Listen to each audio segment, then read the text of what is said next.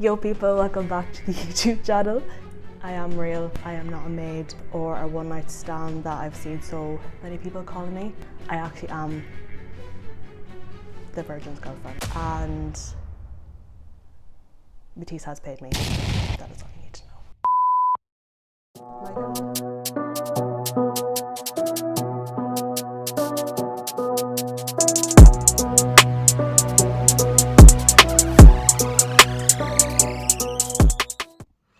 Yo people, welcome back to the YouTube channel. You already know what time it is. It's time for your West Ham versus Chelsea preview. Obviously last week we couldn't get it done because all of the transfer news was kicking off around that Liverpool game. There was literally just no breathing room for previews. And this time, listen, we're going to get it in. And for me personally, I feel like this team is ready to win these type of games, and it has to be. I know the record at West Ham has been poor. Let's not forget some of the results we've had there. Last season was a draw. Emerson Palmieri scored against us. A wonderful ball from Enzo Fernandez to Felix. And seasons past, we've seen some poor performances and results out there. They've killed us on counter and then set pieces numerous times. But this time, this season, Pochettino is talking about winning. Madueke is talking about winning. And that means we must win. We must win. When you're going to come to places like this now, and it's time to be thinking of nothing but 3 points. Pochettino said that minimum Champions League qualification is the goal. I think that was before the signings of Lavia and Caicedo, and definitely after the signings of those two players. There is nothing other than a Champions League qualification. Shouldn't even really be thinking about it. It should be almost guaranteed now. You've got no Europe, 1 game a week to play at your maximum, to press to your heart's content. There's no reason to be thinking about finishing anywhere below Champions League places, especially when there's an extra position available for the coefficient points, where England are currently sitting first with Spain second because of obviously the performances of Sevilla, our Champions League win, and etc. It looks like we're going to get 5 places, so shouldn't even be a conversation. What we should be actually pushing for is competing and trying to be on the at least outskirts of a title race and pushing for that top 3 position and seeing what we can do. The little horse Mourinho kind of season. And for me, that means that a win here is necessary. Now, we know West Ham are going to pose a threat. It goes without saying that James Ward-Prowse, everybody's been speaking about it, and Souček are the guys to look out for in terms of Zuma as well. Set pieces, delivery, don't give away stupid fouls around the edge of the box. It sounds simple, but it still always ends up happening with James Ward-Prowse because he's a direct threat from free kicks. He's the best free kick really taker in Premier League history, and will be statistically if he's not already. And then of course you've got the Součeks, the Antonios, the Zumas, the Agueds. All these guys are going to come up and they're going to try and cause absolute chaos. Now, who will play in that midfield will be very interesting because you have Alvarez as well, who's signed and coming in. I have a sneaky suspicion he's going to go with Souček and he's going to go with Ward-Prowse from the start. Paqueta versus Fornals, maybe he'll just play both. He did have Dan Lawless was saying he had a bit of an agenda against Buendia at some point last season. So maybe he'll play both Fornals and Paqueta. Paqueta in the 10, Fornals out wide, even with the whole betting situation that's taking place. But Bowen will play on the right. We know that. Antonio is the real only option up front. There's loose links to Lukaku that I will barely pay attention to because I don't think it's feasible from a wage standpoint. I don't think the player would even accept the move either.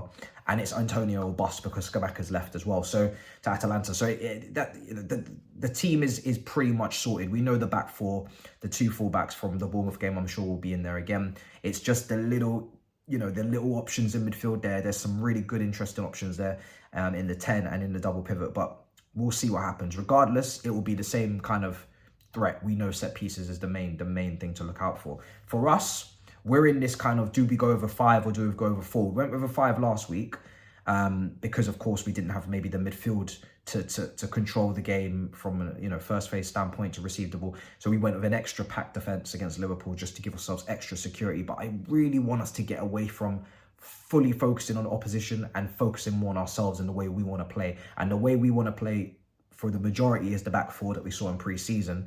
And now that we have Caicedo, I truly believe that it's now time to move to that. And yes, it comes with an element of risk because on set pieces, there is a call to have more centre-backs in there with, Decisive, and you've got, Silva, and you've got, Colwell, Badiashile back in training, not going to be starting this game, but again, coming back soon. But we could do that for any game. We could think about any match and say, oh, this is a threat and this is a problem, so let's pack the defence. But we're Chelsea. We're meant to be on the front foot. We're meant to be attacking. So you've got to make those tough decisions. And it was clear that in some quotes that Pochettino spoke about Silva's involvement. Like, listen, you might not play every single game. Don't think that's the reason he didn't get captaincy, because now James is out, unfortunately, for just over a month. And, he's definitely not going to play every game with Muller Gusto now starting, most likely in this match as well. But he said, listen, you can lead without the armband. You're experienced. You're going to actually help our young captains or younger captains grow into this role. And when you're gone, next season, most likely, they'll be even more ready. So he's going to be given that advice, and he'd be doing that anyway. He doesn't need the armband. He's going to lead regardless. But I do believe that time to go back to a 4. You got Caicedo, you got Enzo. That was the kind of blossoming, dream-like pivot that everybody was hoping for. Put it to the test. And no better place to do it than against the midfield that, if Souček starts, we should be dominating possession regardless. But if Souček starts, he's not exactly, high ball retention, high, pass volume. So we should be looking to dominate possession. We should be going to West Ham looking to dominate the game, have more share of the ball like we did against Liverpool, keeping that good work up from the second half, and, controlling, creating more, scoring more, etc. Bowen can be a threat, no problem. Antonio is he's of a certain age now where he's really getting wheeled out and dragged and overplayed, and they need a striker. And on the left-hand side, it could be Ben Rama. It probably won't be Cornet from the start. It could be Fornals. But again, we've got Mudryk, highly, valuable invested winger. We're looking for output. We've got Sterling, massive expectation on his shoulders. Again, potentially will start. Madueke, I'd love to be able to throw his hat in the ring, but it does feel like he's going to be off the bench. Poch did confirm that there will be some involvement, but because he's not played a single preseason game and he didn't play last week, I think off the bench is as much as you can ask for. And because also Lavia was not really playing too much for Southampton as well before his move, much like Caicedo, headspace in the wrong place, probably going to be on the bench as well. I am throwing Caicedo into the starting position. I don't want to go with no Caicedo and no Lavia. And of course, let's just pray that there's no reason why one of them, and mainly Caicedo, can't play in this one. Now, who goes in the 10? Now, for me, from a stylistic standpoint, of course, I'm going to tell you I prefer Carney. I prefer Carney in that 10 role behind Jackson. But if you're looking at Gallagher's last performance against West Ham, from a meritocracy standpoint, it would probably be extremely harsh to not play him. And I think, look, if you've got Caicedo and you've got Enzo, you've got your midfielders that you're going to play through.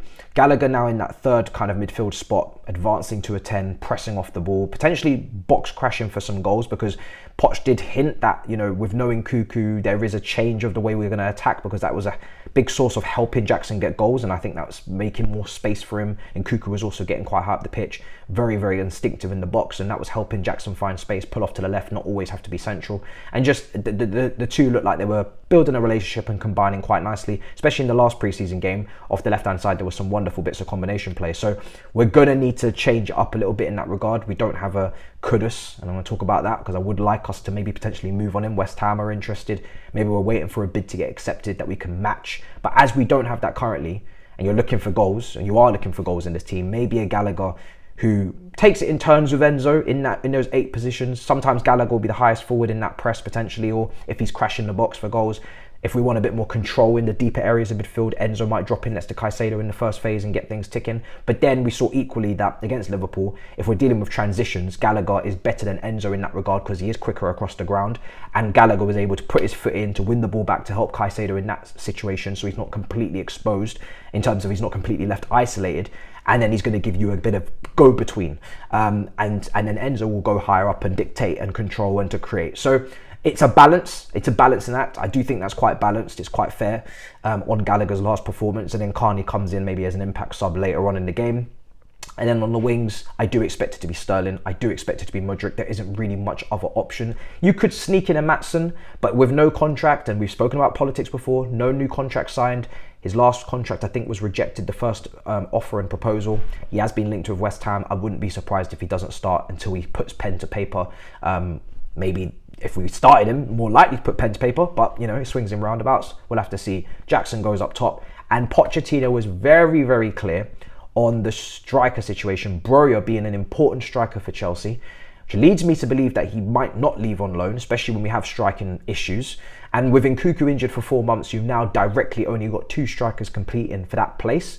And you probably could maybe do with a sneaky shadow third option, which would be something like a Kudus, who could play on the flank, who could play in the 10, but also has played up front in moments for Ajax. And then you have some goals in the team, some added goals in the team as well. So that's why that would make more sense for me.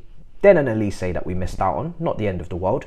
And then you've got healthy competition, because if one of those strikers get injured, if Jackson goes to the AFCON, you've got someone like Kudus who could go further forward and compete with a Broja, so you're not left with one striker on his own. So Pochettino still seems to be a big fan of Broja, even though he has not seen him in pre-season, which is a good thing for me. I want to see the recovery, I want to see the impact he can make, and he was very clear on not signing the same profile of striker, the same profile of player, to potentially block him and kind of block his pathway, which again, fair enough.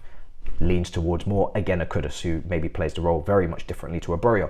So that's the kind of forward line that's I'm expecting. Not really much option, I don't think, for change there, unless you're bringing in Maatsen. And in the back line, because of the set pieces, it's leaning to me that maybe you just start Colwell and Decisive. Maybe. It's a gamble to not play Silva. Silva was very good in the first game. He made a few unforced, unnecessary passes, but you know, there was an incredible recovery run on Nunes that he made that dive and tackle and sliding tackle, and then obviously, yeah, but you're looking at height and you're looking at aerial dominance, and that's where our big monstro comes in, and that is our other French defender in Decisive, and you could pair him up with Colwell, and you're then maybe more likely to dominate on those set pieces. It's a difficult one.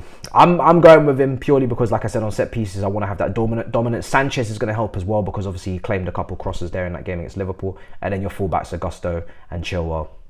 Very, very self-explanatory. The captain's obviously going to be Chilwell. James is out. So that's what I'm leaning to. That's what I'm looking at. I'm just favouring the set pieces. I'm also favouring the fact that I know that Silva's not going to play every game. So sometimes you just got to make that decision. And I don't want to play with a three at the back. And if we do play Silva and Colwell, then maybe on a set piece we might get taken to the cleaners. You never know. We need as many of those guys that aerially are just dominant as possible. So it's a bit of a risk, because he's a generational defender, but sometimes you got to do that. So that's the way I'm thinking and feeling. Is the defense going to lack some leadership? Potentially. Centre back pairing. Who's going to be the talker? Who's going to be the leader? The question is there to be asked. But Silva's not going to be here forever. So someone's got to step up. Maybe it's not the right day to do it in a London derby. Maybe it will be Silva and Colwell. It probably might be. But you let me know. I don't really want to play a back three. That's my main kind of thing right now. I kind of want to go back to the 4. If you go to a 3, it's Gusto at wing back, it's Cho at wing back, it's 2 in the midfield. The team looks different. Suddenly now you might get a 3-5-2, Gallagher, and then Sterling and Jackson as a front 2, Mudryk to the bench. I'm not going to be shocked if I see that.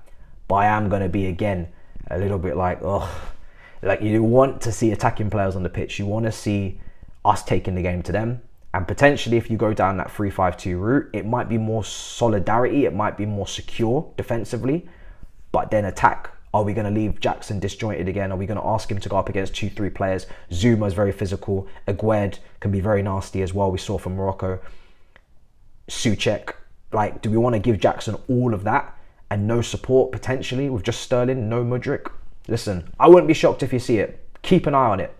But I would be, again, like, ugh. You know, get me Kudus, get me someone to connect with Jackson, get me someone closer to him so he's not left isolated, because it's a tough enough job to lead the line in the Premier League as it is for a young striker in his first season, let alone with no support. But you guys let me know what you think in the comments. That's what I'm hoping for. I potentially can see something else, but we'll see what happens.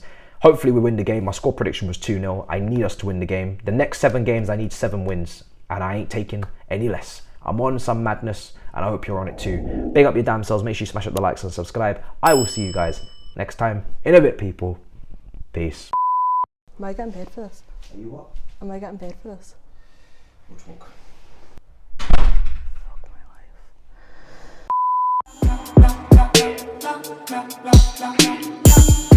life.